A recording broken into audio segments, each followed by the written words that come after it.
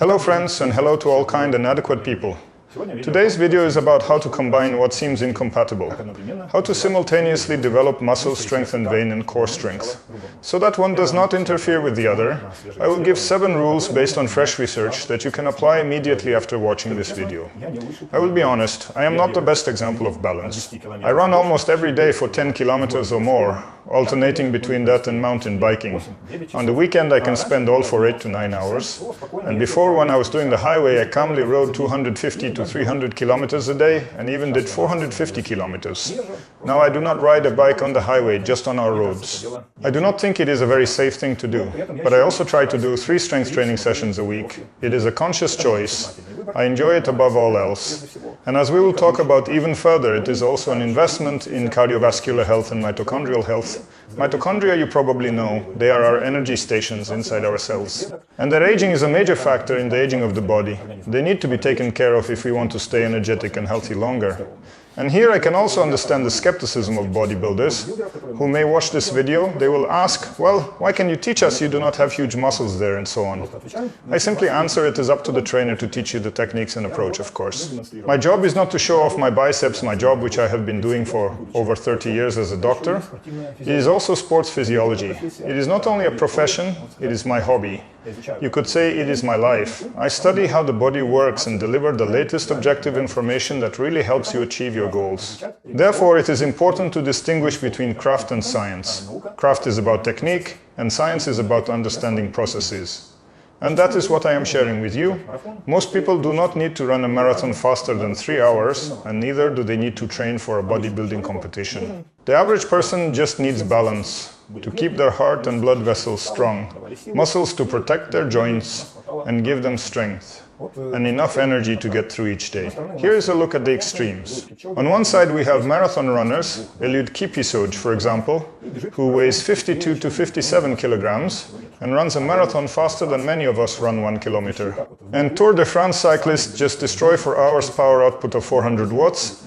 It is unimaginable. Try on the bike trainer at least a minute to spin. But on the other hand, we have huge bodybuilders, but they can choke after 2 minutes of more or less decent running. Both are extremes, so why does this happen? Muscle growth is triggered through an enzyme system called mTOR1. It is the main builder inside the cell, and endurance turns on another enzyme called the MPK. It says stop building. It inhibits mTOR. It says it is time to economize. You have to build new mitochondria and you have to produce energy. Long workouts also raise cortisol and can lower testosterone. This inhibits recovery and muscle growth, plus mechanical loading. Running breaks down muscle fiber and repairs are needed. Bicycling and skiing are gentler, but they take away strength too. And then there is the energy conflict. Muscle growth requires an energy surplus, that is, an excess of intake over expenditure of about 500 kilocalories per day. If you are doing 400 minutes of cardio a week, the energy expenditure can be enormous if you are also adding interval training. And those calories are not always realistic to finish with healthy foods. So kilograms of complex carbohydrates and fiber just do not fit. And then you are tempted to compensate with junk food. It is caloric, but it is not healthy. To put it mildly, this is why extreme regimens almost never work. Not because you are out there doing bad, wrong workouts, but because the body simply has nothing to pay such a bill. But the good news is that modern research shows with proper planning, strength and endurance can reinforce each other. And now let us break down exactly how 7 rules to help us find the optimal balance. Rule number 1, balance of the week. Most people have about 5 workouts a week. The formula here should be simple: 3 strength and 2 cardio. The 2023 meta-analysis shows 2 cardios are enough to seriously improve heart function and endurance. And the muscle and strength do not suffer. But when cardio becomes 4 to 5 or more times a week, especially long jogs or multi-hour bike rides, strength and mass gains are noticeably slowed down and sometimes negated. And if you train every day, then keep the same proportion, 3 to 4 strength, 2 to 3 cardio per week, and at least leave at least 1 day just very light. A walk, stretching, yoga, and so on. Without recovery, even the strongest muscles and heart do not have time to grow. Rule 2. Strength as a foundation. Even if the main goal is endurance, strength training is necessary and not decorative, but real. that is, squats, presses, pulls, pull-ups, and so on, with a progression of loads. Of course, studies show people who combine strength and cardio still gain muscle. If the program was adjusted, and strong muscles help in endurance training itself, running becomes more economical, a cyclist produces more power, a skier is more efficient over the distance. Strength is the foundation. Rule 3. Cardio wisely. The main mistake most people make is turning cardio into endless jogs or runs. Yes, endurance grows. But strength and muscle begin to suffer. Again, fresh meta-analyses from 2023 to 2024 have shown long single-unit cardio is more likely to stunt strength gains. High-intensity interval training is another matter entirely. They are also called HIIT, high-intensity interval training. A session here takes 20 to 25 minutes. 5 minutes of warm-up, 6 to 10 intervals of 30 to 45 seconds, with almost maximum effort. For example, an all-out run with 60 to 90 seconds of rest, followed by a 5-minute warm-up. Research shows that high-intensity interval training increases the body's ability to utilize oxygen faster, and does little to interfere with muscle growth. That is because not only the slow endurance fibers are turned on, but also partially the same fast fibers that power work. And there is another advantage over long jogs. High-intensity interval training requires about 3 times less time for the same results. But intervals should not completely replace aerobic work.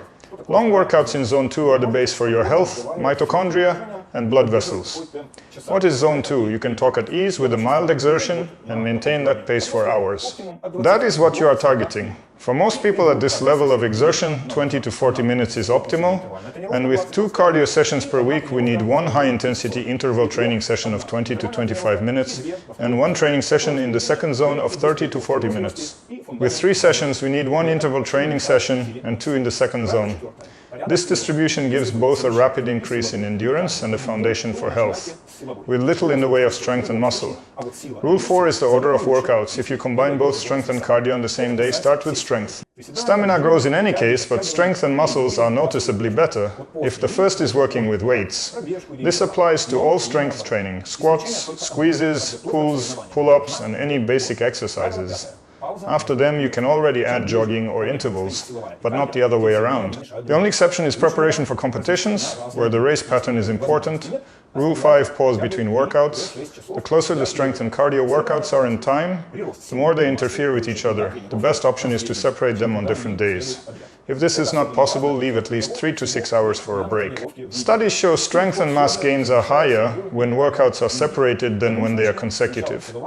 This is especially important for those who only have 3 days of training per week, or those who do combine strength and cardio on the same day. In that case, strength first, then pause, and only then cardio. Rule 6, nutrition and sleep. You ask the body to build muscle and new mitochondria at the same time.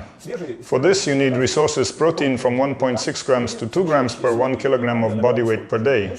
Fresh research shows at this level of protein, people who combine strength and cardio gained as much muscle as those who did only strength. Carbohydrates are the fuel for intervals and hard workouts.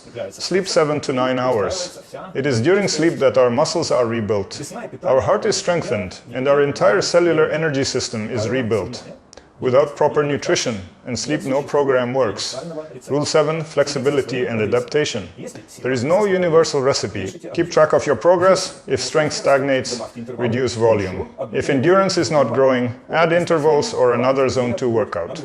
Experienced athletes happen to split the year into blocks. A few months of emphasis on strength, then a few on endurance. But most of them just adjust the load according to the situation. The main thing is to adapt the program to yourself. So, in the end, we have the optimal protocol for today.